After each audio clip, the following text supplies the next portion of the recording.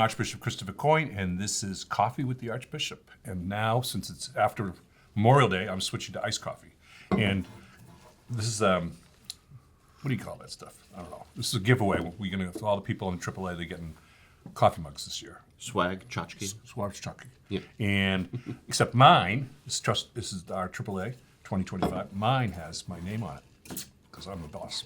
So I get that. Joining me today is Deacon Jim McCormack, not McCormack, not like the sauces and the gravy things. It's McCormack, right? Right. Okay. And he is the head of the Permanent Diaconate Program here at the Archdiocese of Hartford. And thought we'd have a conversation about the Permanent Diaconate Program.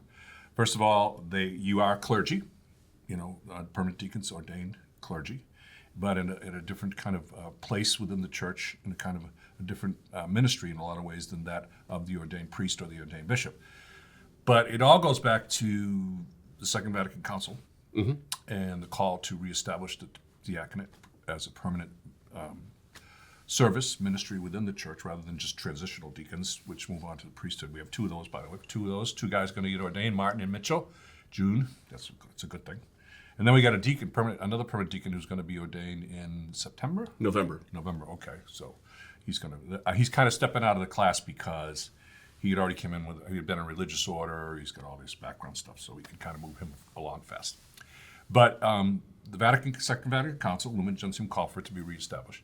And then it wasn't established until, and the ritual itself and all the work wasn't established until 1970 or so. 1970. There was a subsequent document after Lumen Gentium that was issued by Paul VI, which gave some basic broad outlines for the formation of permanent deacons and more specific information about their ministry than appeared in the two sentences in Lumen Gentium.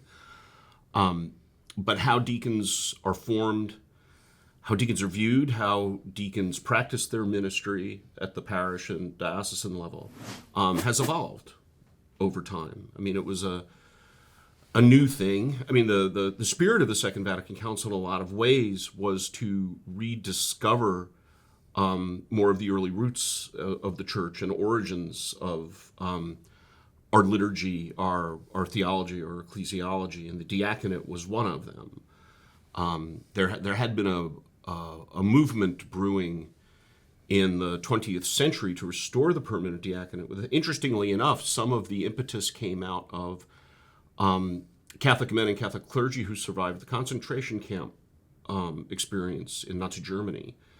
And they felt that having clergy who were not necessarily full-time clergy like a priest, but who were also married, who were also embedded in their community and work, would allow the church to be able to survive times of persecution much more easily. So it goes back to the Acts of the Apostles too.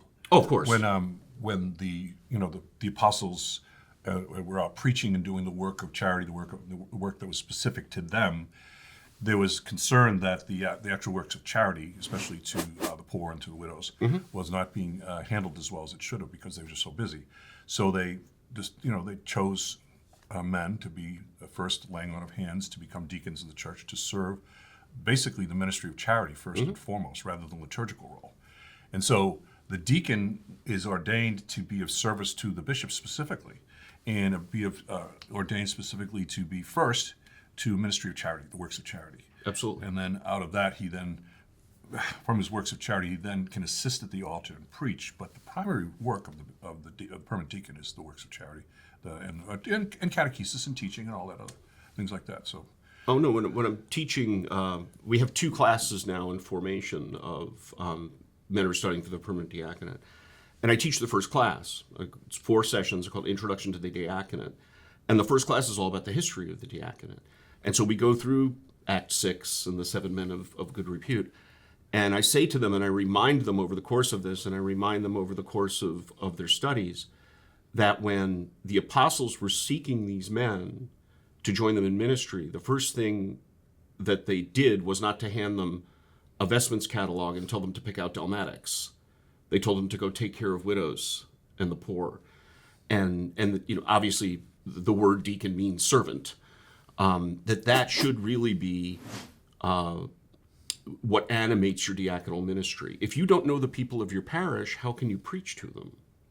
How can you assist the priest and celebrating Mass with them, how you can assist them in their moments of need. How can you present on their behalf the prayers of the faithful at Mass? And you get to know the people by interacting with them and serving them as a deacon.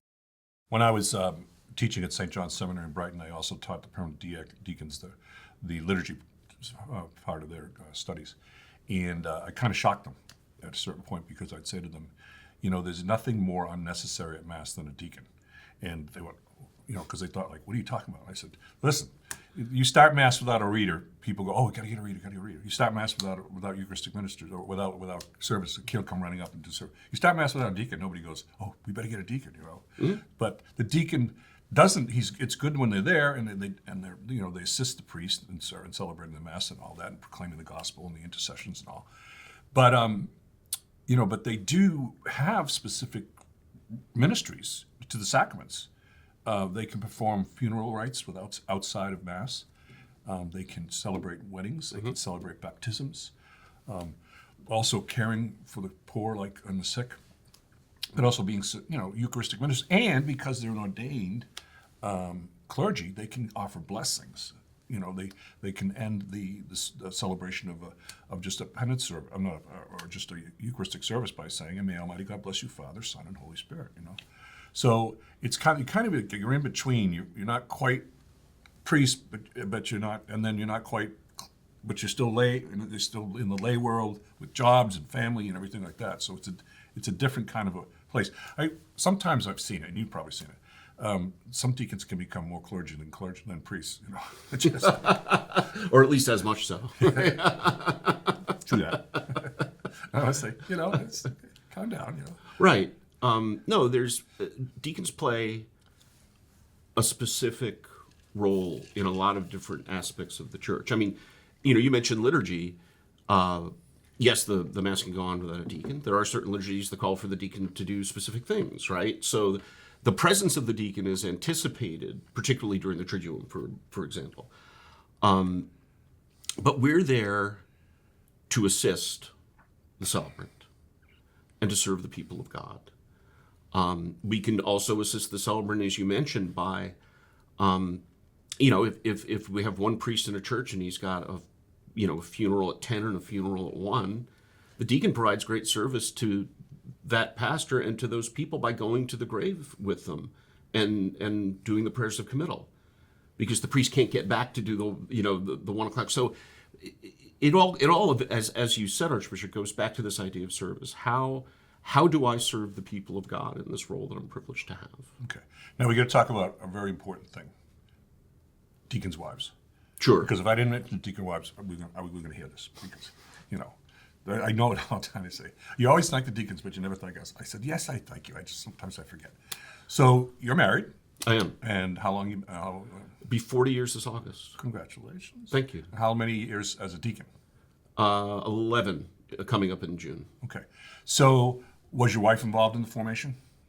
Programs? I know some programs have really try and involve the spouses in all of the program, and then they go off for their own various meetings and things like that. But I don't know. Well, we still had 4 children in the house. Our oldest had not graduated from high school yet. So she served the diaconate by making sure our house didn't burn down. She served the domestic church. And she was teaching as well at the time. Yeah. So, there's different dioceses take different views on the role of wives, both when the men are in formation and afterwards. Here, we offer a retreat for wives every year. Wives are welcome to come to any of the classes that they want to if they're interested in furthering their own education. I know in some dioceses, wives' presence are required for certain classes. That's not necessarily how we do things here, because I think each man who feels a call to the permanent diaconate has a unique family situation, lives a different distance from Bloomfield, has different responsibility in his professional life. His wife may have different responsibilities in their professional life. I part of the application process, I go to homes and I interview the families. Then the children, they come in and they wave, and then they get sent back to wherever they want to hang out. But I want to get a feel for how the wife views this idea of her husband's vocation. It is going to take time away from the family. But I often have wives who either say, "Can I come?" And I say, "Sure." I have other wives who say, "I have no time. Are you going to ask me to do anything?" And I say to them, "You're only really required to do two things, and you've already done one of them. So you're 50% on the way. You were asked to write a letter consenting to your husband's application. 5 years from now, God willing, and you can hold this over his head for the next 5 years, you have to write a letter consenting to his ordination." And I said, whatever you want to do in between those two things is completely up to you, and you're welcome to join us. Well, there's certainly a lot more we could talk about in terms of the program, but I thank you for your time coming in today. Thank you. And for all your good work as the Director of Permanent Diaconate. I'll be able to get a letter and say, you know what, I'm just going to give that to Jim. Let Jim take care of that. It's a good thing to have. You've been watching Coffee with the Archbishop. I'm Archbishop Coyne. God bless.